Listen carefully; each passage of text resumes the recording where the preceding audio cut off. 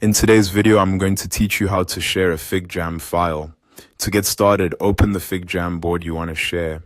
Make sure you're on the correct board before sending access to anyone, especially if you're working across multiple files or projects.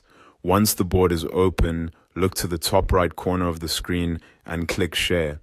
This will open the sharing window where you can control who has access and what they're allowed to do. If you want to invite specific people directly, use the text field in the share window to enter their email addresses. After adding the emails, click Invite. This is a good option when you want to share the board with selected teammates or collaborators instead of making it broadly available. Next, choose who can access the file. You'll typically see two main options. The first is anyone with the link, which allows anyone who has the link to open the FigJam file based on the permission you assign. The second is only invited people, which keeps access limited to the people you've specifically added. This is the better choice if you want to keep the board more private or controlled.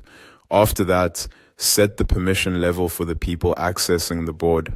If you choose View, they'll be able to look through the board and usually interact in lighter ways, such as commenting, reacting, or joining collaborative features like audio or high fives, depending on the workspace settings. If you choose Edit, they'll be able to actively work inside the FigJam file. That includes adding or editing sticky notes, shapes, and text, as well as using collaboration tools like timers or voting. So choose View if people only need to review the board, and choose Edit if they need to participate fully. Once you've changed the access settings and permission level, click Save First. This step is important because it confirms the sharing setup before you send the link out. After saving, click Copy Link to copy the shareable URL. Now all that's left to do is send that link to the people you want to invite. If you already invited them by email, sending the link can still make it easier for them to open the board quickly.